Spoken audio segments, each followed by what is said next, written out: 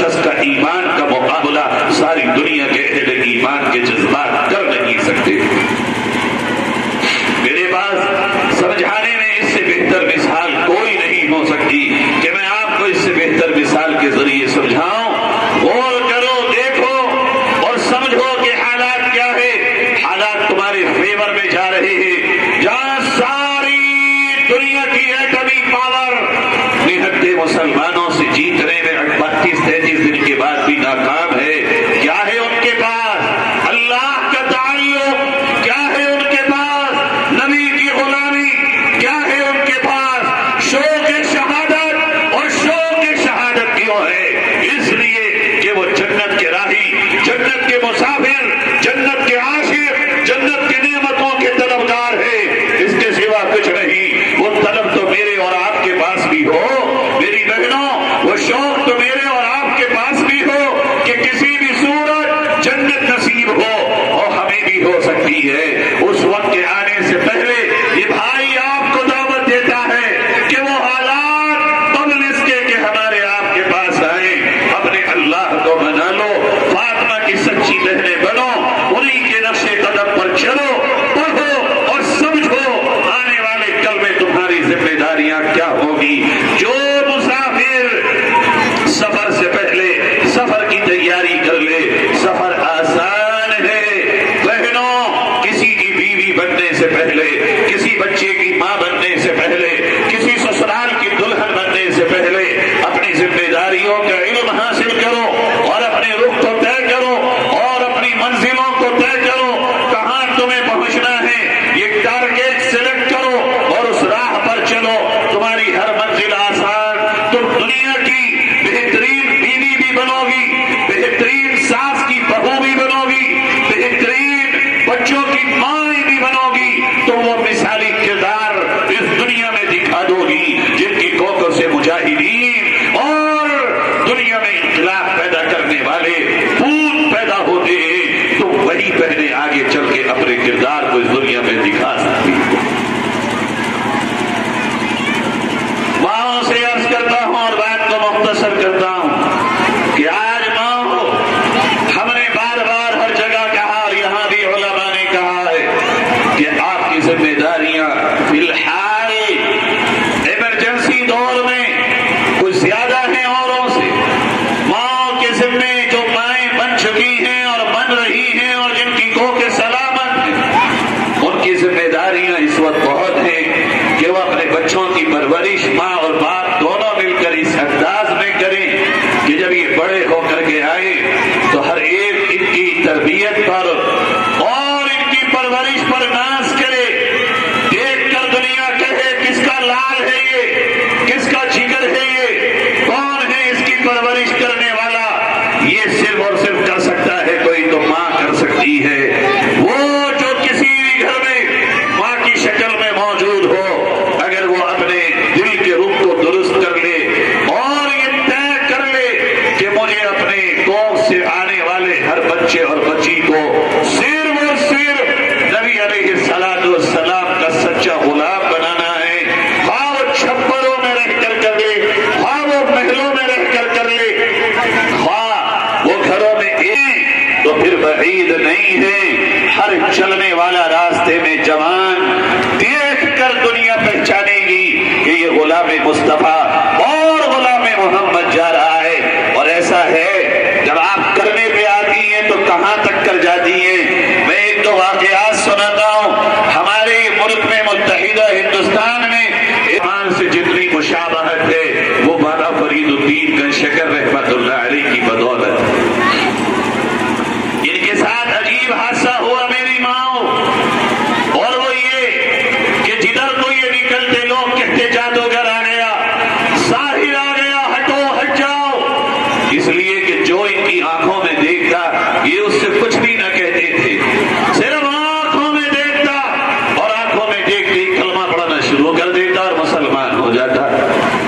کچھ لوگوں نے مل کر کے انگریز کی اس عدالت میں مقدمہ دائر کیا کہ صاحب یہ جادوگر ہیں اور لوگوں پہ جادو کرتے ہیں، اور جو انہیں دیکھتا ہے وہ کلمہ پڑھ لیتا ہے اور مسلمان ہو جاتا ہے۔ عدالت میں جج نے حضرت بابا اللہ علیہ کو بلایا اور اس نے اپنی پوری بات رکھی اور یہ کہا کہ فرید الدین سنائیں تم جادوگر ہو اور لوگ جب تمہاری آنکھوں میں دیکھتے ہیں کلمہ پڑھ لیتے ہیں، کیا یہ بات سچ ہے؟ بابا فرید الدین گنج شکر رحمت اللہ علیہ نے یوں جج کی طرف جو دیکھا اور جج نے جو بابا کی آنکھوں میں دیکھا، جب جج بھی کلمہ پڑھ اٹھا اور اس سے بھی نہ رہا گیا۔ یہ وہاں سے گھر گئے اور والدہ کے پاس پہنچے اور والدہ سے کہا امی آپ جانتی ہیں میرے ساتھ آج کل کیا ہو رہا ہے؟ کہا بیٹے کیا؟ کہا امی میں جدھر سے نکلتا ہوں لوگ کہتے ہیں میں جادوگر ہوں، لوگ بھاگنے لگتے ہیں اور جو بھی میری آنکھوں میں دیکھتا ہے اور مجھ سے آنکھیں چار کرتا ہے وہ کلمہ پڑھنے لگتا ہے۔ امی میری کچھ سمجھ میں نہیں آ رہا ہے۔ ماں نے کہا بیٹے فرید الدین یہ کمال تیرا نہیں ہے، یہ تو میری محنت کا صلہ ہے جو رب نے مجھے دیا۔ کہنے لگے امی وہ کیا؟ مجھے بھی تو بتائیے۔ کہا بیٹے جب تو میرے پیٹ میں آیا اور مجھے یہ معلوم ہوا کہ میرا حمل ٹھہر چکا ہے، میں کسی بھی کام کو کرنے سے پہلے 100 بار سوچا کرتی تھی کہ یہ اللہ کی نافرمانی والا کام تو نہیں ہے، یہ شریعت کے خلاف تو نہیں ہے۔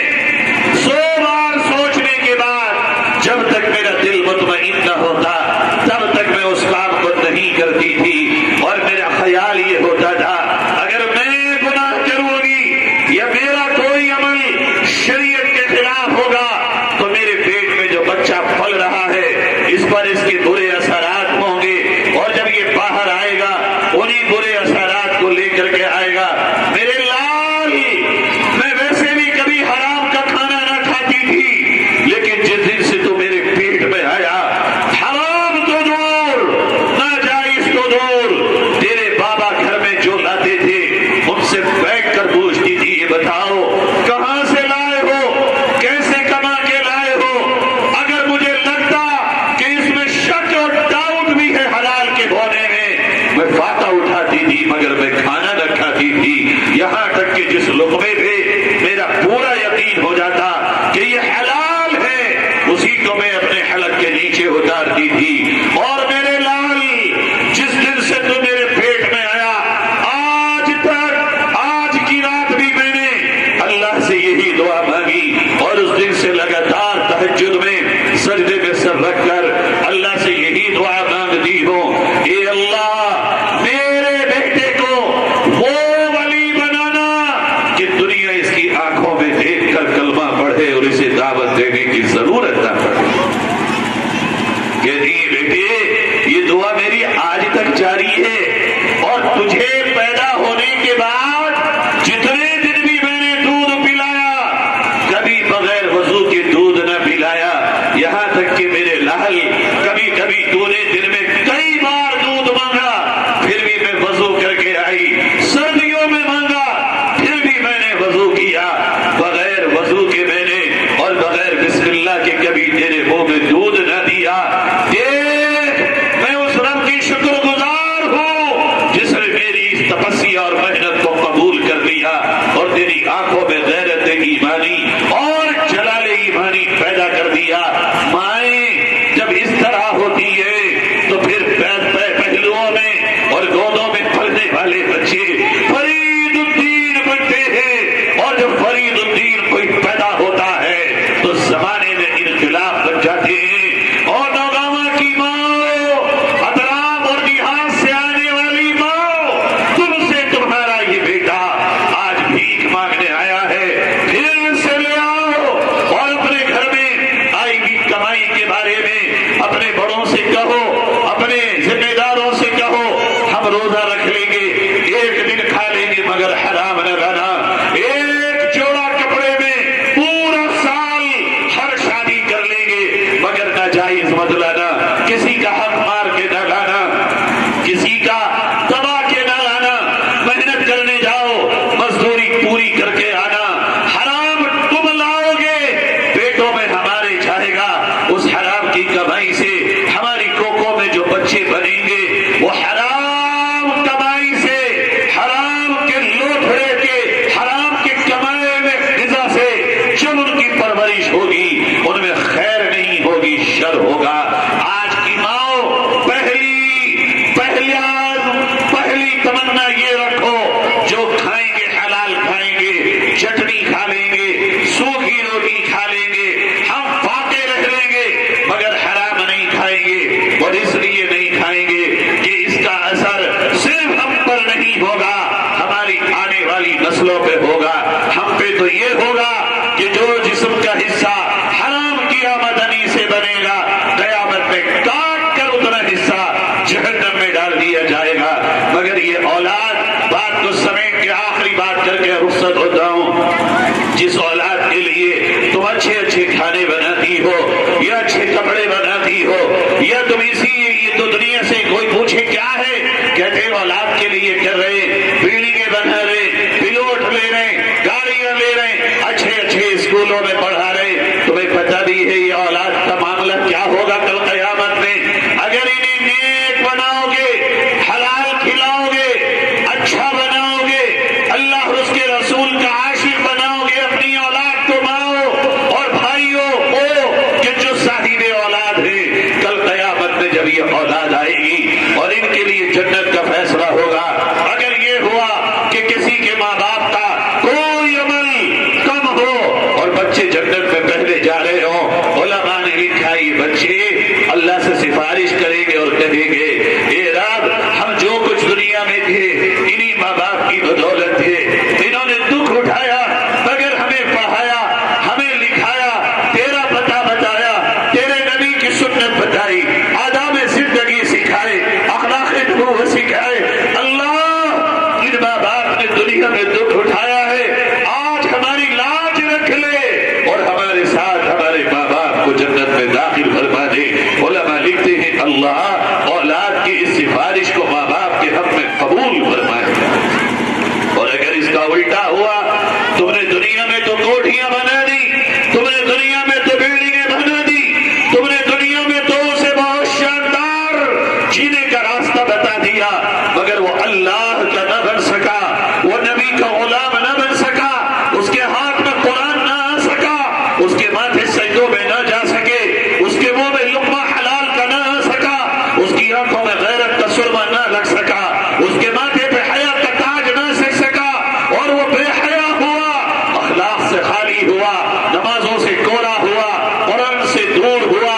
یاد رکھو یہی اولاد جب قیامت میں آئے گی, یہ وہ اولاد ہے جس میں تم دنیا میں ناز کر رہا ہے, یہ کہہ رہا ہے میری اولاد, میری اولاد, میری اولاد. کان کھول کے سن لو, یہی اولاد قیامت میں آئے گی اور جب ان کا فیصلہ ہوگا, بتاؤ حرام کیوں کھایا, بتاؤ نماز کیوں چھوڑی, بتاؤ قرآن ہاتھ میں کیوں نہیں پہنچا, بتاؤ تم زنا پہ کیوں چلے گئے, جوئے پہ کیوں چلے گئے, تمہیں کیوں محنت کی عصمتوں کا تار کیا, کیوں تم شرک کے عمل میں مبتلا ہو گئے. اللہ کی طرف سے جب فیصلہ ہوگا کہ ان کو جہنم میں ڈال دیا جائے, یہ پلٹیں گے اور اللہ کے عرش کی طرف رخ کریں گے اور یوں کہیں گے قالوا ربنا انا اطعنا سادتنا وكبراءنا فاضلونا السبيل. یہ ہمارے رب, ہم بے شک قصوروار ہیں, ماننا چاہیے تھا مگر ہم نے وہ کیا جو باپ کرتا تھا, وہ کیا جو ماں کرتی تھی, وہ کیا جو بڑا بھائی کرتا تھا, وہ کیا گھر میں جو چچا اور تاؤ کرتا تھا. ہم نے جو بڑوں کو دیکھا اسی راستے پر چلے, ہمیں تو کچھ پتا نہ تھا. اللہ ہم تو ننھے اور مننے سے تھے, ہمارے باپ نے پہلا گانا ہمیں سنایا, باپ نے فلم ہمیں پہلی دکھائی, باپ نے حرام کھانا سکھایا, ماں نے حرام روٹیاں بنا کے دی. اے اللہ جو کچھ کیا ہم نے اس ماں اور باپ ہی کی وجہ سے تو کیا. اے پیارے اللہ اگر ہم قصوروار ہیں تو قصوروار یہ ماں بھی ہے, قصوروار یہ باپ بھی ہے. یہی اولاد جسے تو دنیا میں فخر کا ذریعہ سمجھ بیٹھا, یہ قیامت میں اللہ سے اپنی اسی ماں اور باپ کے خلاف کھڑی ہو کے بات کر رہی ہو. اور کیا کہے گی بتائے, رونگٹے کھڑے ہو جائیں گے تمہارے, کلیجہ پاش پاش ہو جائے گا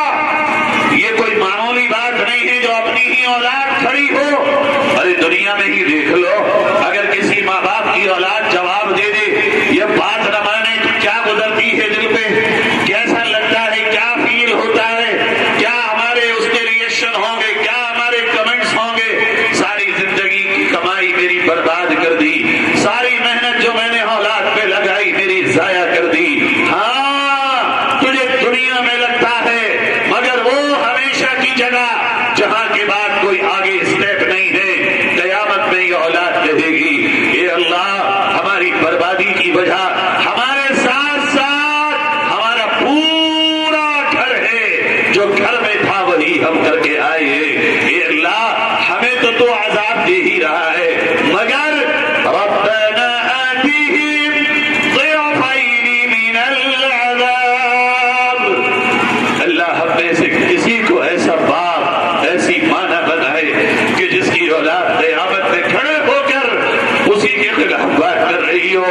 یہ اولاد کہے گی ربنا آتِهِمْ ضِعْفَيْنِ مِنَ الْعَذَابِ، اے اللہ ہمیں تو ایک عذاب دے رہا ہے، مگر ہمارے گھر والوں کو ڈبل عذاب دینا، دگنا عذاب دینا، اس لیے کہ یہ جانتے تھے پھر بھی ہمیں صحیح راستے پر نہ لے کر کے آئے۔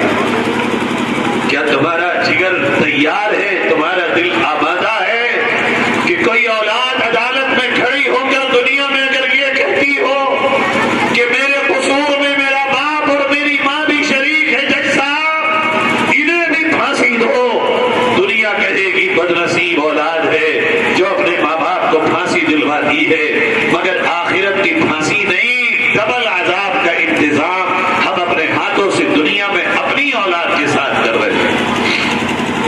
فرمایا اتنی ہی بات نہیں ہوگی، اس کے علاوہ پھر اور کہے گی یہ اولاد ربنا آتِهِمْ ضِعْفَيْنِ مِنَ الْعَذَابِ وَالْعَنْهُمْ لَعْنًا كَبِيرًا۔ یہ اللہ صرف ڈبل عذاب نہیں، تیرے یہاں خزانے میں جو لعنتیں ہوں اس میں بھی جو سب سے بڑی لعنت ہے وہ ہمارے گھر والوں پہ اور ہمارے بڑوں پہ ڈال دے، تاکہ انہیں پتا چلے کہ دنیا میں انہوں نے جو ہمارے ساتھ ناانصافی کی ہے اس کا وبال کتنا خطرناک ہے۔ اے اللہ شکریہ تیرا، قلب و جان سے شکریہ کہ تو نے وہاں کی بربادی سے یہاں آگاہ فرما دیا۔ سبق لینے والوں سبق لو، اس اولاد کو اللہ کا رسول کا بنا کر، اللہ اور اس کے نبی کا غلام بنا کر، قرآن سے جوڑ کر، دین سے وابستہ کر کے چاہو تو دنیا میں بھی عزت دار بنو اور آخرت میں بھی جنت کے دلہا، جنت کے باسی، جنت کے رہائشی بنو۔ چاہے تمہارے ہاتھوں میں ہے کہ دنیا میں بھی رسوائی کا باعث بنو گے اور آخرت میں بھی اولاد کی اس مخالفت کا باعث بنو گے۔ ایک واقعہ اسی آیت کی روشنی میں مدینہ منورہ کا سنا کے بات کو ختم کرتا ہوں۔ مدینہ منورہ میں حرم محترم میں مسجد نبوی میں ایک عالم دین پڑھاتے ہیں آپ، پہلے وہ جامعہ اسلامیہ مدینہ منورہ میں 35 سال سے زیادہ عرصے تک قضات کا یعنی ججوں کے کورس کو پڑھاتے تھے۔ ان کا نام ہے ڈاکٹر یعقوب دہلوی، رہنے والے وہ ان کے آباء و اجداد دہلی سے گئے تھے اس لیے دہلوی لگاتے ہیں۔ شاندار اردو بولتے مگر ان کے والد اور دادا سعودی تھے، ان کے پاس بھی سعودی نیشنلٹی ہے، اب وہ حرم شریف میں پڑھاتے۔ ہماری جب ملاقات ہوئی 2 سال قبل اور ان کے ساتھ بڑی گہرے روابط ہوئے اور محبت کا تعلق قائم ہوا، مجلسوں میں بیٹھنے لگے اور وہ لے جانے بھی لگے۔ ایک دن اچانک ایک مجلس میں صرف ہم 2 لوگ تھے اور وہ کہنے لگے، ان کے گھر میں حضرت مولانا ابرار الحق صاحب ہردوئی رحمت اللہ علیہ کی بھتیجی ہیں جو ان کی پہلی بیوی ہے، یہ نسبت ہے ان کو ہمارے اکابر سے۔ کہنے لگے بھائی انصار تمہیں ایک واقعہ سناتے ہیں ہم، شاید اس واقعے سے تمہیں اپنے بھائیوں کو بتانے کے لیے کچھ، اور یہاں کا گورنر نبی کا نائب ہے، یہاں اگر کوئی بھی ہو پریشانی ہو اس کی پریشانی کو دور کرنا گورنر مدینہ کا فرض ہے۔ اس لیے یہ دار العجزہ بنایا گیا کہ اگر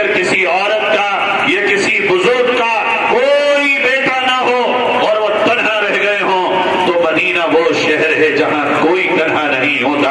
وہ آئے اور گورنر مدینہ کے ذاتی خرچے پر وہ یہاں رہے گا اور ہر سہولت اور خدمت اس کو یہاں دستیاب کی جائے گی. کہتے ایک مرتبہ جو اس کا مدیر ہے وہ میرا شاگرد ہے، وہ مجھے آ کے بتانے لگا کہ حضرت رات تو بڑا عجیب واقعہ ہوا. کیا ہوا کہ میں جب صبح پہنچا تو ایک خاتون وہاں بیٹھی ہوئی تھی اور رو رہی تھی. میں نے پوچھا کہ کون ہے آپ؟ کہا بھائی میں فلاں فلاں ہوں، اور میرا بیٹا رات میں جب مجھے لے کے آیا تو تمہارے دربار نے یہ کہہ کے واپس کر دیا کہ ہمارے یہاں جس کا بیٹا ہو اسے نہیں رکھتے، جس کا بیٹا نہ ہو اور کوئی بیٹی ہو اور وہ رخصت ہو کے چلی گئی ہو اسی کو ہم خدمت کے لیے رکھتے ہیں. مگر فجر کی اذان سے پہلے وہ میرا بیٹا پھر آیا اور مجھے بڑی تیزی سے کار سے اتار کے واپس چلا گیا.